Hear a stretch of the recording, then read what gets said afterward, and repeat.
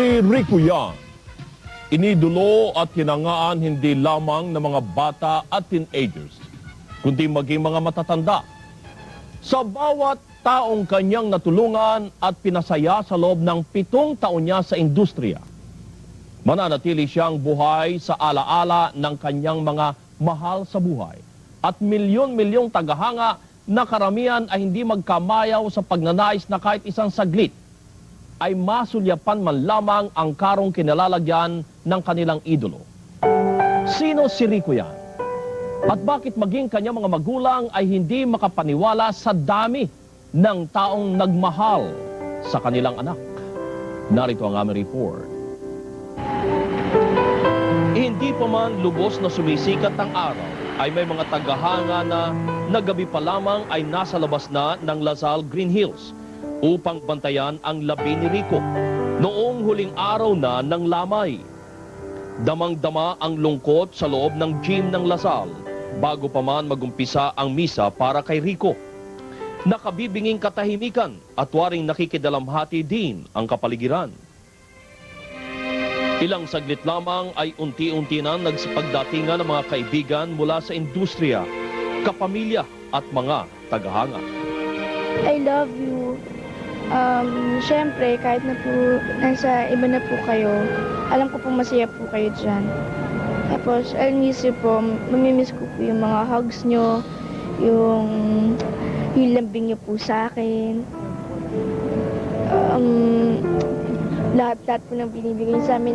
Sa madami po ako memories para sa inyo. I will miss all that. Napuno ang gym ng mga taong lubos na nagmamahal kay Rico. Dumating din ang dating kasinta na si Claudine Barreto, kasama ang kapatid na si Marjorie at Dennis Padilla. At hanggang sa huling hantungan ay naghatid kay Rico. Nag-umpisa ang misa, kitang-kita ang pighati at pagluluksa sa magulang at mga kapatid ni Rico. Naghandog ng panalangin at awitin ang mga kapwa-artista.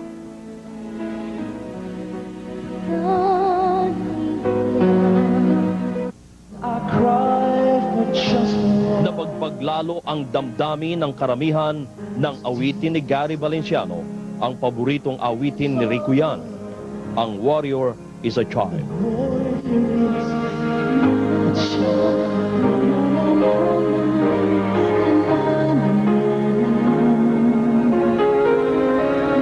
Mula sa Lasal ay nahatid si Rico sa kanyang huling hantungan sa Manila Memorial Park. Ito na marahil ang pinakamalungkot na yugto sa buhay ng mga nagmamahal sa kanya. Kamangha-mangha ang ipinakitang pananabik ng mga tao sa daan na sadyang hinihintay ang pagdaan ng motorcade para kay Rico. Dumagsa ang napakaraming tao sa mga kalye. At bago pa man makarating sa huling hantungan niya, hindi na rin mabilang ang mga tagahangang doon na lamang naghintay sa kanyang pagdating. Handang-handa sa Manila Memorial Park sa lahat ng posibleng mangyari. May portable toilets, mobile hospital ng Parañaque, at meron ding mga nagtitinda ng Rico Yang ID chains. At dahil nag-iwan ng isang magandang halimbawa, nangako silang itutuloy ang nasimula ng aktor, gaya na lamang ng batang ito na handang mag-donate ng sariling dugo sa Red Cross Foundation kung saan ay miyembro si Rico Yang. Maging mapagbigay, mabait at maging matulungin ang natutunan niya sa batang aktor. Masaya naman po makatulong sa ibang tao eh. Kahit nakikita ko lang po siya sa TV. Nagustuhan ko po siya kasi mukha niya, ganda. Kaya, kahit naman sa TV lang, makikita mong mabait siya. At dahil nga mabait at likas na karinyoso, at halos itinuturing na nila itong santo. He will work out for his beatification kasi he's in heaven. Ibig sabihin, he's a saint. Kaya, ilikumin yung mga mabuting gawa niya dito. Kasi para naman siyang santo dito eh. Ayaw niya gulo. Ayaw niya. Mabait siya. Marunong siya makinig. Tapos hindi siya nag-iinsulto sa tao. Ayan. Ayaw niyang may mga alit-alitan. Gusto niya, happy lahat. Bayani naman siya kung ituring ng iba. Dahil sa'yo, madaming umaaway sa amin, maraming bumugulo sa amin dito sa showbiz. Hindi namin pinapatulan yon dahil you're worth loving and you're worth fighting for. Tao ko, pero hindi ako nang maabot yun. Maraming tao. So, dito kahit Oo, kasi mahina ang tuhod ko eh. Masakit din sa loob ko. Kasi kahit hindi niya ako kilala, natulungan niya ako sa hirap. Nakalakas sa akin. Nakita ko sa gulden, nagtitinda ako ng sigarilyo. tapos, Binigyan niya ako ng Pasko, 10,000. Bahagi ng misyon ni Rico ay magkaroon ng magandang kinabukasan ang maraming Pilipinong kabataan, gaya ng ginawa niya kay Joanne, batang may cerebral palsy. Tinatawagan ako sa Medical City. Noon tinawagan ako, kaso lang naka-discharge na kami noon eh. After 1 week, saka kami binigyan ng tulong. Siguro 1 week na kami naka-discharge nung tumawag yung manager niya. May iniwan daw si Rico yan na-check na 10,000. Tumatawag daw sa Medical City sila, kaso lang naka-discharge na kami. At malaki ang naging epekto nito kay Joanne nang malamang patay na si Rico. Siyempre masakit. Masakit, umiiyak nga kami dito eh. Tayo na yung anak ko, hindi ko makain yan. Iyak na iyak. After lang nung dinalaw namin, saka siya kumain. Kung mamimiss siya ng kanyang mga libu-libong tagahanga, higit siyang hahanap-hanapin ng mga kasamahan sa industriya at mga kapamilya sa ABS-CBN, lalo na ang grupo ng Magandang Tanghali Bayan, kung saan regular na nag-host si Rico. Hanggang sa kahuli-hulihan, pinakita niya sa aming lahat kung gaano siya kabait na anak, kaibigan, at kung gaano siya ka-gentleman. Makabagbag damdamin din ang ginawang pamamaalam at tribute ng programang What a Man sa kanilang kagrupo. We have cried our tears, we have spoken our words of mourning. But now, it's a time to say goodbye. Assure that Rico will be with the comfort of angels. We say farewell to a friend who, even in death, has taught us a precious lesson. That life can only be full and filled if it is dedicated to the fulfillment of others. But by he who lived his life by example, by not merely speaking of love, but showing love from the smallest gesture of affection to the biggest demonstration of unconditional care. For heaven is aware of true greatness in being a man, not through grandeur and fame, not through any display of wealth.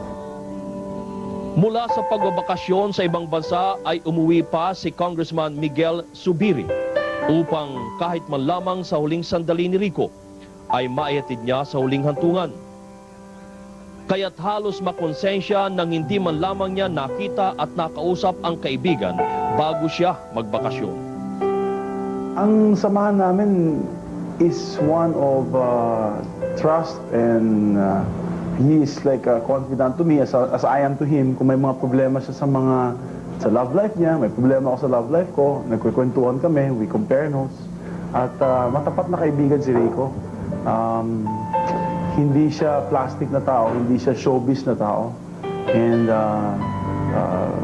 as a friend, he's one person na talagang matapat at very thoughtful and very forgiving. Naalala ko basta may problema ako, kasi may problema ako sa Congress, nakikita niya medyo harassed ako sa TV. Tumatawag yan minsan, pinapatawa niya ako, kung masyadong serious, tatanda ka niyan. Magka-partner din sila sa negosyo. Isa siyang malaking kawalan sa kanilang business ayon pa kay Congressman Zubiri. Rico is a marketing genius. Magaling yan si Rico. Alam mo, yan ang hindi masyadong alam ng karamihan ng tao na kasi kilala siya as artista. Pero magaling din na businessman siya. Very active, dynamic, nag-i-inspire ng tao. Magaling sa human resource development. Contagious yung kanyang bigay ng energy and dynamism sa company. And he used to go to work a lot, diligently. And we will miss him in the company. And he's a loss to the Tequila Joe's group. At minsan ay naihinga nga ni Rico sa kanya na pagod na ito sa show business. at nais naman niyang maglingkod sa bayan. Pinayuhan niyang mamalagi na lamang ito sa States, subalit mahal ni Rico yan ang kanyang bayan, kung kaya't pinili niyang dito ay pagpatuloy ang pangarap na makatulong sa bayan. Actually, yeah, one of the reasons na naging close kami dahil pinag-usapan namin yung kanyang future, and at one point he was asking me about politics. Okay ba yung politics? Makakatulong tulong pa ba siya sa tao pag pumasok siya sa politics instead of what he is doing now? Sinabi ko sa kanya, mas maganda dun sa hometown ninyo, kung saan kayo galing, para at least matuwa naman yung mga taga Laguna. Dahil ang hometown nila is Laguna, Pagsangan, Laguna. And we were talking about it and he was toying with the idea. At that time, Dex spokesman na siya for the youth. Ang dami niyang ideas. He is a dynamic person full of hope for the country, no? Talagang optimist siya. Hindi lang sa politika at pag-aartista umikot ang mundo ni Rico. Higit sa lahat ay isa siyang tunay na Kristiyano na patuloy na naghahanap ng tunay na plano ng may likha sa kanya. Alam mo, ever since yung, kumbaga na yung bahagi ng kanyang buhay, yung relationship niya kay Kristo. Ano yun, constant yun. Hindi madrama, hindi yung maarte na pasanto-santo, pero alam mo, seryoso siya doon. Lagi niyang kasama sa tanong niya yung, ano ba talaga yung hinihingi ng Diyos sa akin? And makita mo, binubuno niya yun sa kanyang buhay. Sa kanya talagang dati pa yung struggle na yun bang, ano ba ang kahalagahan ko bilang isang tao. At sa mga pangyayari nga sa buhay ni Rico, maaring di na uobra ang kanyang pananampalataya, ayon pa kay Father Kaluwag. Hindi ibig sabihin na binaliwala na ang Diyos, kundi alam mo yung relasyon natin sa Diyos, nagbabago yan eh. Depende sa sitwasyon din ng buhay natin eh. Pero ang relationship, yung kalaliman ng relationship, constant yan. Yun ang ano ni Rico, na laging, in a way, laging sentro yun sa buhay ni Rico eh. Dahil dito, napakalapit ng magagandang oportunidad sa buhay ng batang aktor. At sinisigurado niyang ginagawa niya ang pinakamabuti sa lahat ng oportunidad na dumarating sa kanya. Gusto kong magsilbi. Alam mo, bihira niyang gamitin yung lead eh. To lead. Lagi niyang sinasabi, serve.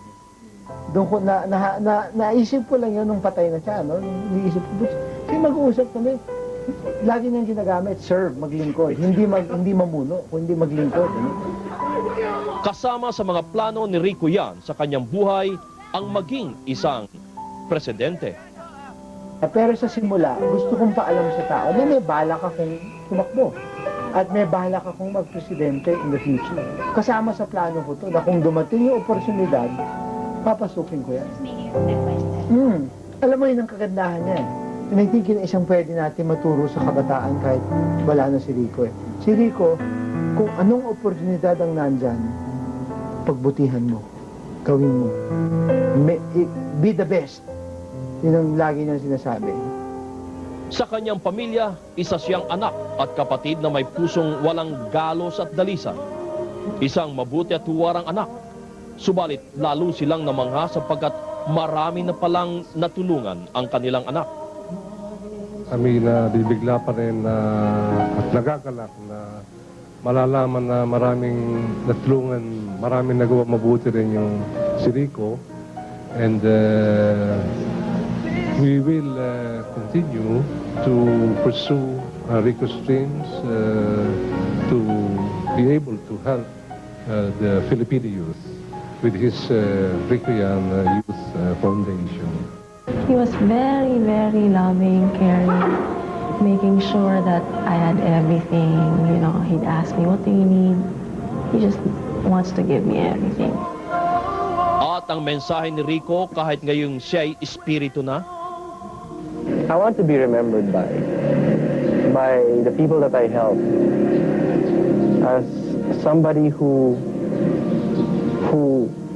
always managed to be there when they needed me the most. And who always told them that no matter what happens, I will always be here by your side and I will never stop until I help you achieve your dreams. When you need to speak your mind,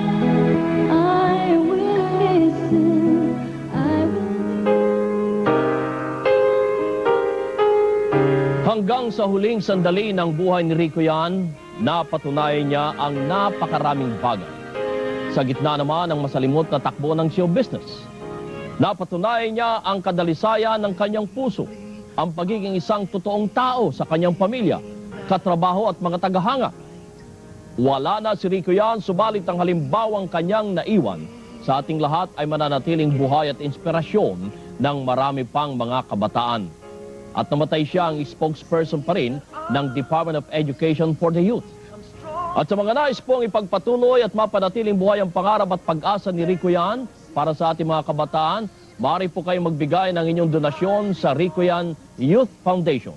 Maaari po kayong tumawag sa telephone numbers 425-1893 o 426-6001, local 4088. At sa iyo, Rico Yan, sa pangalan ng milyon-milyon mong tagahanga, paalam. At sa aming pagbabalik, tatalakayin natin ang sakit na kinamatay ni Rico Yan, ang bangungot. Makalipas ang tatalakayin.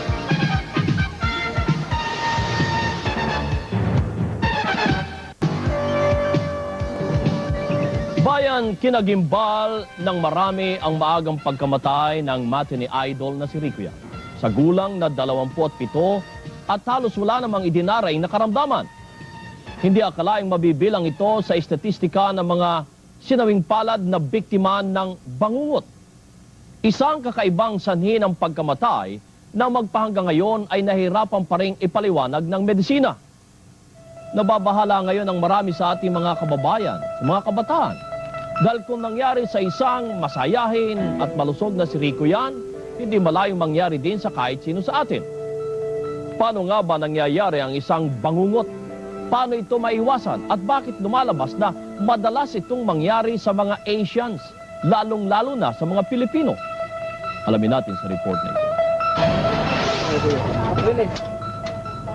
Batay sa report ng mga mediko legal na nag-examine sa labi ni Rico Yan, heart attack secondary to acute hemorrhagic pancreatitis ang kinamatay ng aktor. Sa madaling salita, tinatawag itong bangungot. Ano ba yung bangungot is translations to rise and moan in sleep. Ibig sabihin, natutulog sila, tapos nakikita sila na nagmo-moan or yung umuungol. So, yun yung ano na bangungot. Aside from that, nagiging cause then of death. So, it included yung mga patients na namamatay na they were observed na umuungol sila during sleep and did not, na hindi na sila gumising. Namatay ng tulog. Namatay ng tulog. Ang acute hemorrhagic pancreatitis ay isa lamang sa maraming dahilan ng bangungot. Pagdurugo na pag hiniwa yung pancreas. Andun na.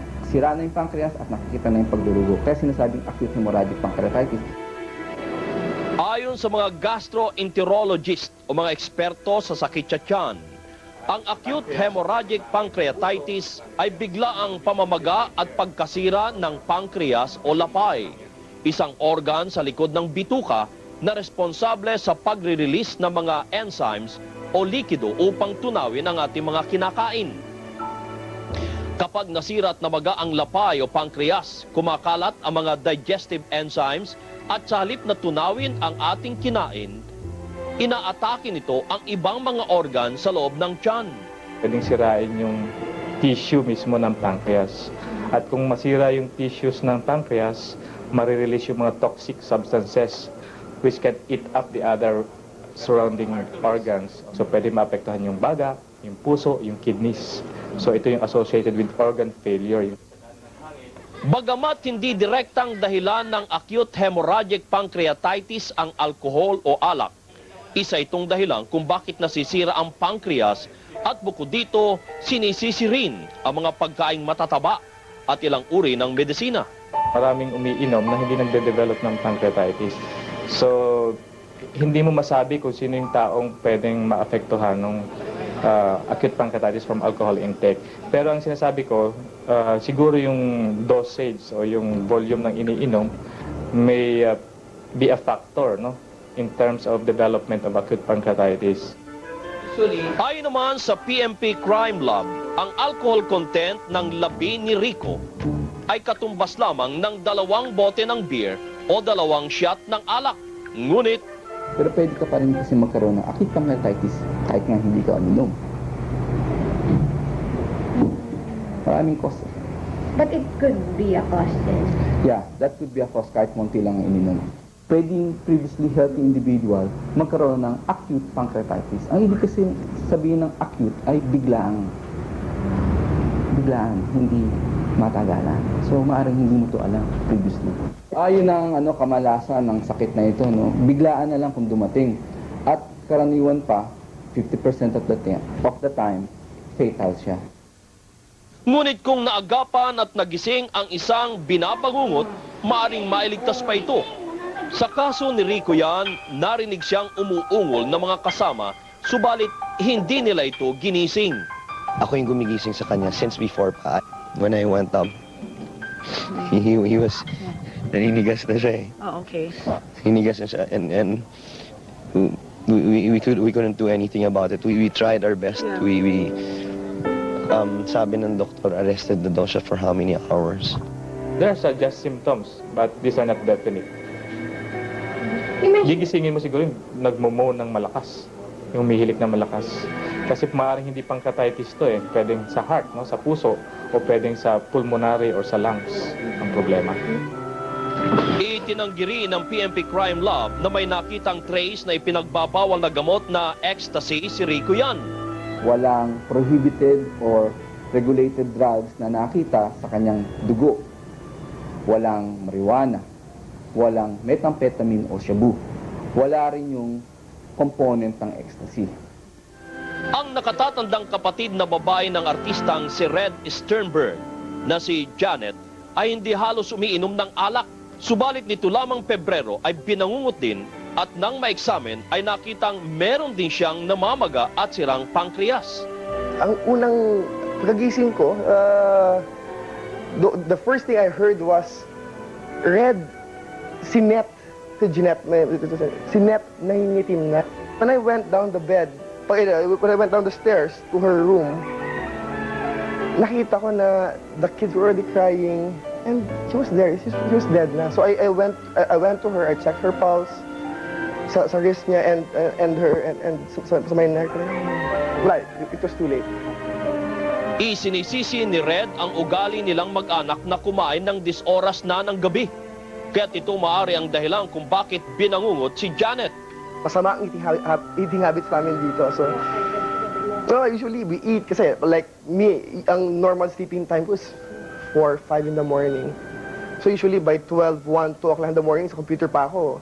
Mumumuya pa ako noon eh. Dahil sa ng computer, habang nag-computer, mumumuya. So it's our lifestyle here at home, which is wrong.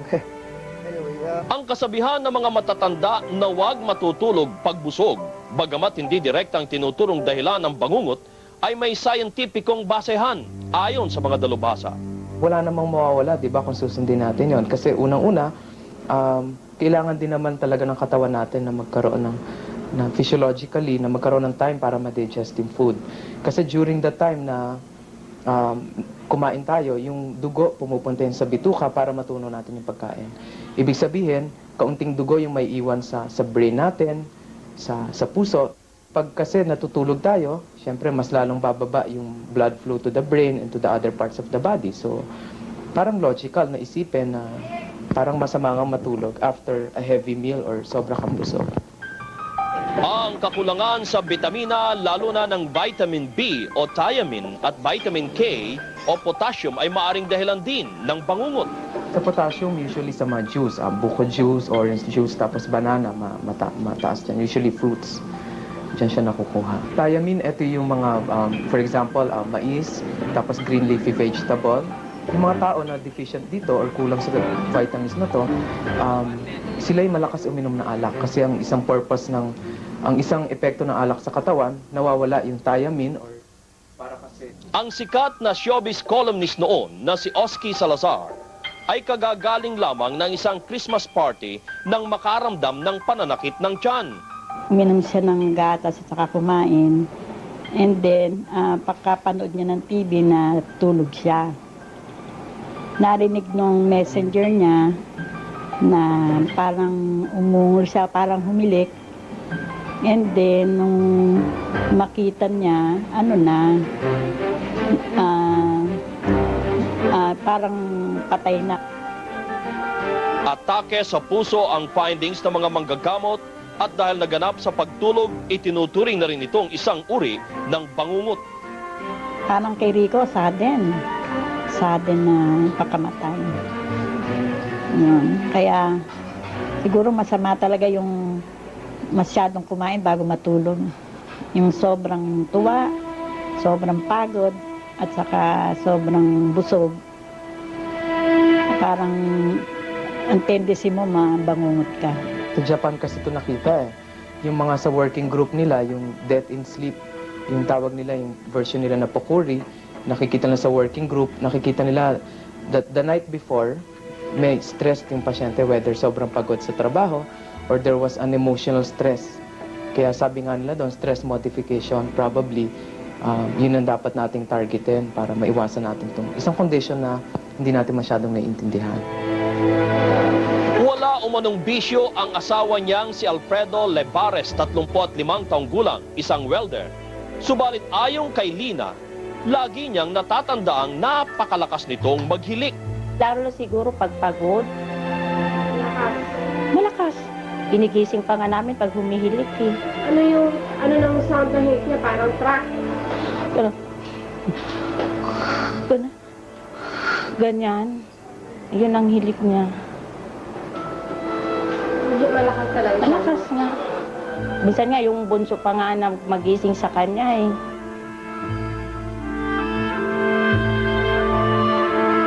Ngunit isang gabing natulog si Alfredo ay hindi na muli itong nagising. Isa kasi pag natutulog yun, yung balot na balot siya sa kumot, nakabaluktot. Sinundot ko siya, ginanyan ko siya sa paa ko, yung paa niyang sinundot ko. Sabi ko, magising ka na kay, oras na, alas 7 na, hindi ka pa magbangon dyan. Nagtaka na lang ako, hindi ba siya kumilos? Ang ginawa ko, hinablot ko yung kumot. Pag-upload ko sa kumot, doon ko na nakita yung mukha niya. Yung mukha ko talaga ang nakita niyang nangitim, tapos may dugon lumabas. Ang paghihilik, bagamat hindi inaamin ng mga cardiologist na direktang sanhi ng bangungot, ay isang palatandaan na posibleng pagkakaroon ng sakit sa puso. Ang snoring, pwedeng tinatawag na benign or pwedeng may obstruction sa lalamunan. Yung mga subset ng patients na may obstruction sa lalamunan, sila yung nagkakaroon ng pagbaba ng oxygen habang natutulog at sila din yung mga tao na mas malaking chance magkaroon ng sakit sa puso. Ang SK chairman ng Barangay Kalusugan, Quezon City na si Andrew Manzano ay 24 na taong gulang lamang nang hindi na muling magising mula sa pagtulog. Kadilat siya na yung kamay nakapatong sa dibdib. Yung tsura niya. Yung pagdating sa St. Luke's, death on arrival sa akin. I-autopsy ka siya? Hindi na namin yung pinay-autopsy. Kasi sabi ng mister ko, wala naman na, huwag na lang natin paggalaw. Ang bangungot o nocturnal death syndrome sa di pa malamang kadahilanan ay natatangi sa mga bansa sa Southeast Asia, lalong-lalo na sa Pilipinas. At karaniwan sa mga biktima nito ay mga kalalakihan na edad 20 hanggang 40 taong gulang. Siguro economic or impoverished lifestyle na tinatawag. Yung Japan, ang trend nila mula din noong 1959, kung saan una sila nag-report, until now, bumababa rin yung incidence. So sinasabi nila because of, dahil nagkakaroon sila ng improvement economically, bumababa yung incidence. Sa mga kinakain. Oo, sa kinakain or sa ibang lifestyle siguro. Ngunit sa Pilipinas, sa halip na bumaba ang insidente ng bangungot, ay tila tumataas pa. From 1948 hanggang 1982, mukhang tumataas pa yung incidence. Pwedeng sabihin natin, siguro mas nakikita lang ng mga doctors. Pero mahirap i-discount yung fact na hindi man lang siya bumababa, unlike sa nakikita sa ibang bansa. Bakit yun? Hindi pa natin alam yung dahilan. At pinapayo din ng mga dalubhasa ang pag-iwas sa sobrang pag-inom ng alkohol o mga nakalalasing na alak at mga matatabang pagkain upang maiwasan po ang pancreatitis at heart attack. na siyang pangunahing nagiging sanhi ng bangungot. At baka po naging kamatayan ni Rico yan dahilan sa bangungot ay maging daan din para maging conscious naman o maging maingat ang ating mga kababayan sa ating kalusugan at uri ng buhay. Sa aming pagbabalik, bakit patuloy pa rin ang pagpapapako sa krus tuwing